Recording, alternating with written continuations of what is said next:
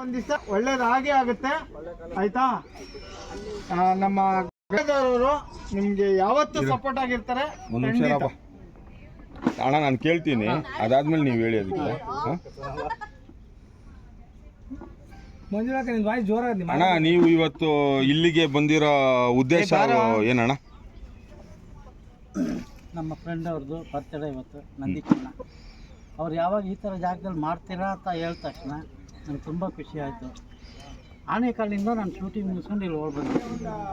ಆದರೆ ಇಂಥ ದೇವ್ರ ಮಕ್ಕಳಿಗೆ ಎಲ್ಲರೂ ಸ್ವಲ್ಪ ಹೆಲ್ಪ್ ಮಾಡ್ಬೇಕನ್ನೋದೇ ನನ್ನ ಆಸೆ, ಆಕಾಂಕ್ಷೆ ಅಷ್ಟೆ. ಅಣ್ಣ, ನಿಮ್ಮ ಚಿತ್ರರಂಗದಲ್ಲಿ ತುಂಬ ಜನ ಇದ್ದಾರೆ, ಈ ಥರ ರೋಡ್ಗಳಲ್ಲೆಲ್ಲ ಬಿಟ್ಟು ಎಲ್ಲ ತಂದೆ ತಾಯಿನೆಲ್ಲ ರೋಡಲ್ಲಿ ಬಿಟ್ಬಿಟ್ಟು ಎಲ್ಲ ಬಿಟ್ಬಿಟ್ಟು ಹೋಗಿದ್ರು. ಅಂಥವ್ರನ್ನ ಗಂಗಾಧರ್ ಕರ್ಕೊಂಬಂದು ಅವರು ಸ್ವಂತ ಖರ್ಚಲ್ಲಿ, ಅವ್ರ ಸ್ವಂತ ಅಂದ್ರೆ ಸ್ವಂತ ಮನೆ ಇಲ್ಲ, ಏನೂ ಇಲ್ಲ, ಅಂಥದ್ದು ಏನೂ ಇಲ್ಲ, ಇರೋದು ಏನೋ ಒಂದು ಆಟೋ. ಆ ಆಟೋದಲ್ಲಿ ಎಷ್ಟು ದುಡಿಬೋದಣ್ಣ? ಡೈಲಿ 1,500 2,000 ದುಡಿಬೋದಾ? ಆ 2,000ದಲ್ಲಿ ಈ ಆ ದೇವ್ರ ಮಕ್ಕಳನ್ನ ಸಾಕ್ತಾ ಇದ್ದಾರೆ.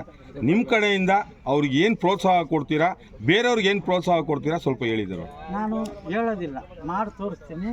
ಬೆಳಿಗ್ಗೆ ನಾನು ಗಂಗಾಧವ್ರಿಗೆ ಹೇಳಿದ್ದೀನಿ, ಈ ಥರ ಮಾಡಬೇಕು, ಈ ಥರ ಮಾಡಬೇಕು, ಫಂಡ್ ಬರುತ್ತೆ, ಅದರಿಂದ ನೀವು ಏನು ಬೇಕೋ ಮಾಡಿ ಇವ್ರಿಗೆ ಅಂತ ಹೇಳಿದ್ದೀನಿ.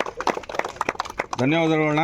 ನಂದೀಶನವರ ಹುಟ್ಟುಹಬ್ಬಕ್ಕೆ ಬಂದಿದ್ದಕ್ಕೆ ತುಂಬ ತುಂಬ ಹೃದಯಪೂರ್ವಕ ಧನ್ಯವಾದಗಳು. ಇದು ಕರೆಕ್ಟಾಗಿ ಐತಲ್ಲ ಮಾತಾಡಿದ್ದು?